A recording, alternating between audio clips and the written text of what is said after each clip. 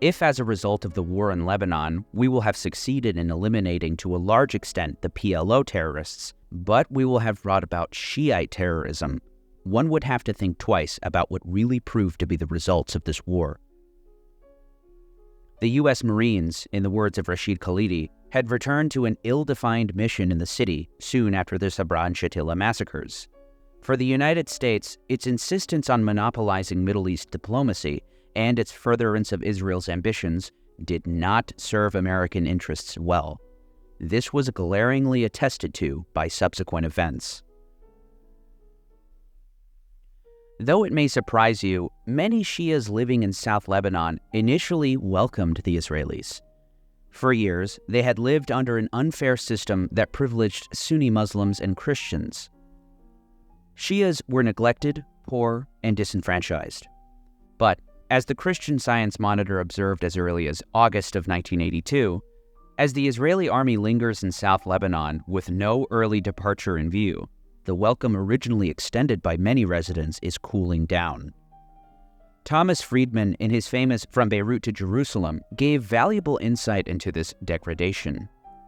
If there was any single incident that turned the Lebanese Shiites from potential Israeli allies to implacable foes, it was a little reported fracas which occurred on October 16, 1983, in the South Lebanon market town of Nabatia.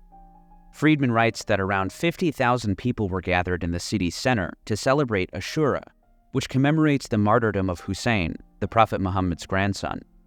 In the middle of the Ashura services, an Israeli military convoy tried to drive through Nabatia, honking horns for people to get out of the way. The Shiites saw the Israeli intrusion as a crude violation of their sacred moment, and they immediately began pelting the Israeli convoy with stones and bottles, even overturning some of the vehicles. The Israelis responded by shooting them, killing at least 2 and injuring 15. Before the Ashura incident, attacks against Israelis were sporadic and confined largely to tiny splinter factions. In the wake of the Nabatia incident, Friedman says, Shia groups began competing with other Shiite militias to see who could take out the most Israeli casualties. The Israeli military responded with draconian security measures. Checkpoints, travel restrictions, searches, seizures, which only enraged the population even more. The Shiites attacked the Israeli troops anyway and anywhere they could, with hit-and-run ambushes, nail bombs, suicide cars, roadside bombs, and snipers. April 18, 1983. A dented, late-model GMC pickup truck, sitting low on its springs, swerved through lunchtime traffic before the driver pushed the gas pedal against the floor. The truck heading directly for U.S. Embassy Beirut. By the time it entered the driveway, the truck was moving too fast for the guards to draw their weapons. After driving down a short flight of stairs, it smashed through the doors of the lobby. The time was 1:03 p.m. At ground zero, the center of the 7-story embassy lifted up hundreds of feet into the air, remained suspended for what seemed an eternity, and then collapsed in a cloud of dust. The lobby itself was blasted into powder. The thick plexiglass window protecting Guard Post 1 imploded at about 27,000 feet per second, disintegrating the young Marine on duty. The only part of him found was the melted brass buttons of his tunic. The massive bomb, containing 2,000 pounds of explosives, killed 63 people. It was the deadliest terror attack on the United States up to that point, and the single deadliest day in the CIA's history. 8 officers were killed, including the chief of station, the deputy chief of station, and National Intelligence Officer for the Near East, Bob Ames, whose hand was found floating a mile offshore. The wedding ring still on his finger. The group which claimed responsibility for the attack would call themselves Islamic Jihad, a shadowy group. This was an ultra-radical breakaway faction of the Shiite Amal movement that would soon become known as Hezbollah. The birthplace of this effective and remorseless new organization was Lebanon's Bekaa Valley. During the war, the new Islamic Republic of Iran deployed some 1,500 members of its Revolutionary Guard Corps to this agricultural eastern flank of the country. There, the IRGC trained recruits from the Shia population. Among the most prominent volunteers were a pair of young Shiite clerics, 34-year-old Subid Tufaili and 30-year-old Abbas Musawi, both educated in the seminaries of Najaf, Iraq, where Ayatollah Khomeini had lived in exile until 1978. They would become Hezbollah's first two secretaries general. More importantly, though, was the ascent of Hezbollah's director of military operations, Imad Mughniya. Mughniya was born in South Lebanon and raised in the Beirut slums. In 1982, he was only 20 years old and had already fought for the PLO in their Elite 417, though after the PLO were expelled from Lebanon, he joined Hezbollah. For the next 20 years, he would oversee virtually all of Hezbollah's military operations, from bombings to kidnappings. Major David Barkai, who commanded the Northern Unit 504 military intelligence base, was, in the words of Israeli journalist Ronan Bergman, in charge of the Mughniya file. He said of him, "His is one of the most creative and brilliant minds I have ever come across. He is a man with deep understanding, an excellent technical grasp and leadership ability. Unfortunately, a mixture of personal and geopolitical circumstances led him to channel his outstanding talents into the path of blood and destruction, and to make him into such a dangerous enemy." U.S. Marines would see him directing attacks on their positions, but they did not know his name. They called him Castro because of his beard. Hezbollah would not even reveal his existence until his death in 2008. This was symptomatic of the secretiveness that surrounded the entire organization. It would not officially admit its existence until the release of their 1985 manifesto. Their manifesto reads, in part, "We are often asked, who are we, the Hezbollah, and what is our identity? We are the sons of the Ummah, the party of God, the vanguard of which was made victorious by God in Iran. We obey the orders of one leader, wise and just, that of our tutor and faqih, who fulfills all the necessary conditions, Ruhollah Musawi Khomeini." In a section titled, "Our Fight," Hezbollah declares, "We combat abomination, and we shall tear out its very roots, its primary roots, which are the U.S. You may find it interesting as well what they make explicit mention of. In a single night, the Israelis and Phalangists executed thousands of our sons, women, and children in Sabra and Shatila. No international organization protested or denounced this ferocious massacre in an effective manner, a massacre perpetrated with the tacit accord of America's European allies. How did the Shias in the South go from passive martyrdom into fully embracing jihad? I'd like to take a moment to talk about jihad.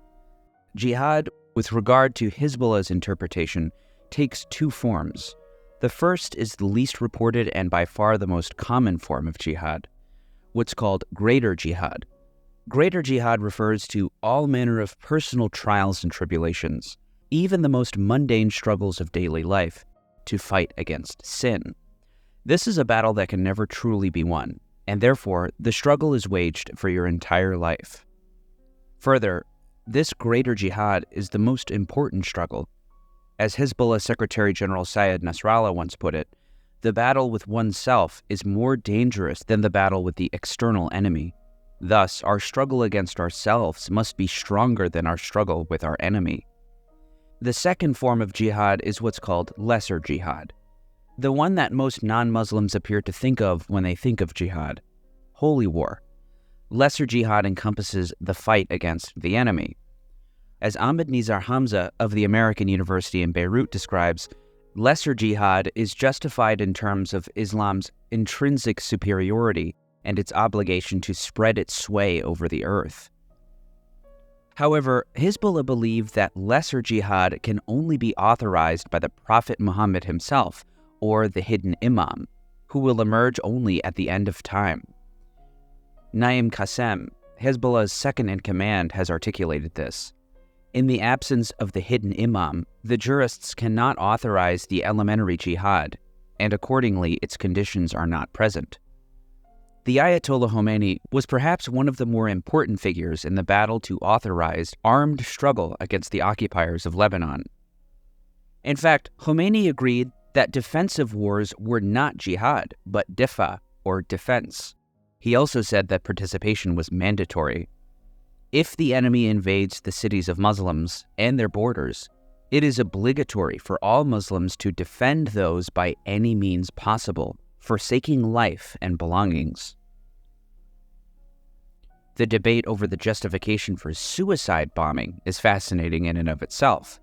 The late Muhammad Hussein Fadlallah, a famous theologian who became an advocate of the practice, once told the Daily Telegraph, "I was not the one who launched the idea of so-called suicide bombings, but I have certainly argued in favor of them. During the Second World War, how many civilians did the West kill? Were the bombs which fell on Hiroshima and Nagasaki dropped on civilians or not? In your war against the Nazis, were you willing to use any means? Of course you were." As U.S. Army Captain Daniel Helmer wrote in Military Review in 2006, Westerners, at least initially, viewed suicide bombing as pointless violence done in the name of Islam. They were mistaken. Hezbollah thought deeply about the theological implications of the weapon, its capabilities and limitations, the political and military goals that it could help achieve, and its propaganda value. Hezbollah's favorite tactic was far from being illogical. In fact, given the political situation and the culture, it was quite rational and perhaps even moral.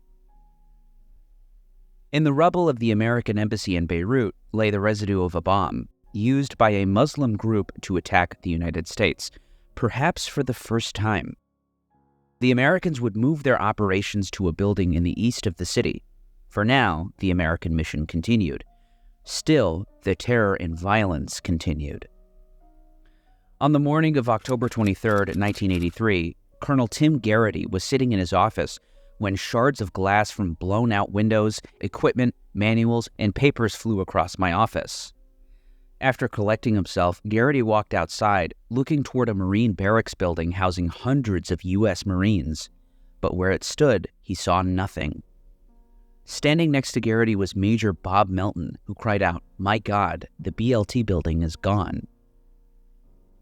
Just minutes before, a 19-ton Mercedes-Benz stick-bed truck was racing on an access road toward the building, which housed the 1st Battalion 8th Marines.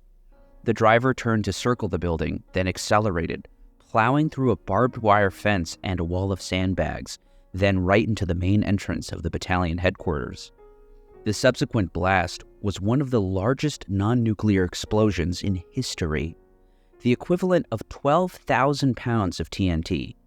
The explosion was so enormous, it pulled the entire building out of its foundation, suspended the building in the air, where it then collapsed onto itself.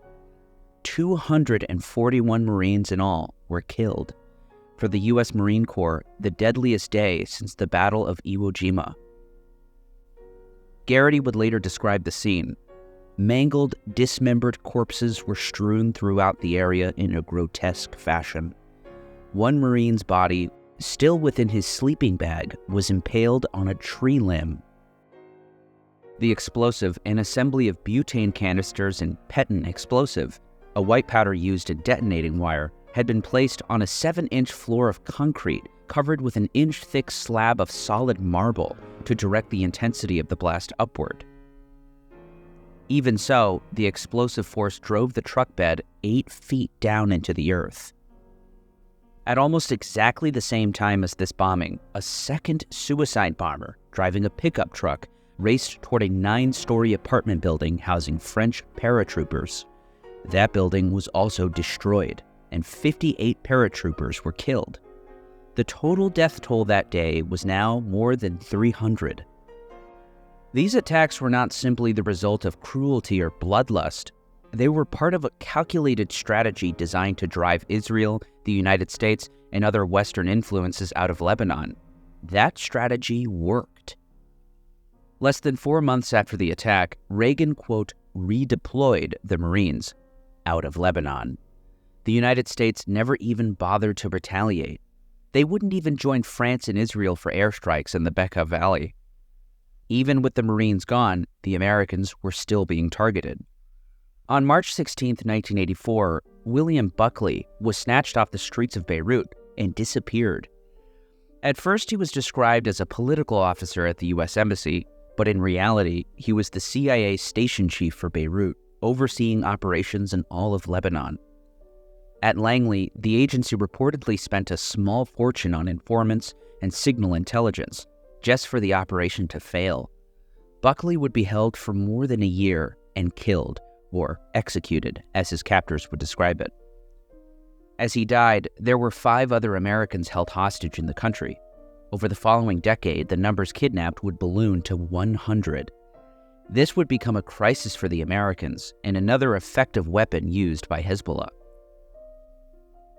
With the old building in ruins, the U.S. Embassy mission relocated to the east of the city. They would not catch a break. On September 20th, 1984, a bomb-laden van packed with 3,000 pounds of explosives sped toward the new embassy annex, which was so new it had not yet installed a planned steel gate on the perimeter. That explosion killed 23 and injured 90. Of course, it wasn't only the Americans, the abomination that Hezbollah loathed, but also the occupiers who remained after the U.S. withdrew. In fact, even before they left, the Israelis were not spared the fate of the car bomb. As early as 1982, a Chevrolet pickup carrying half a ton of explosives smashed through the barricade of a military base in Tyre. 75 would be killed. A year later, another pickup crashed into the IDF headquarters in Tyre in a building housing the Shin Bet headquarters. Shin Bet as in the Israeli FBI or MI5. This attack killed 28. The 2 separate Tyre bombings had claimed the lives of 103 Israelis. By the end of 1985, amid rising anger over the war, as well as rising casualties, Israel decided to redeploy its troops down to an area that would be called a safe zone. Hezbollah had successfully pushed out not only the multinational force, the U.S. and the French, but also the Israelis from much of the area that they occupied. For the next 18 years of occupation in the south, Hezbollah engaged the Israelis in low-intensity combat in guerrilla warfare. Their weapon of choice, the roadside bomb. The Shiites displayed a relentlessness which the Israelis had never encountered from an Arab foe before. They weren't just ready to kill, they were ready to die. Much like Vietnam, South Lebanon became terrifying for Israeli soldiers, who grew to dread moving out of their base camps for fear that any object, rock, bush, or tree, might explode next to them. Finally, after the Israelis had themselves deemed the situation untenable, they pulled out completely in 2000. And with that, Hezbollah had now banished the Americans, the French, and now finally, the Israelis from Lebanon.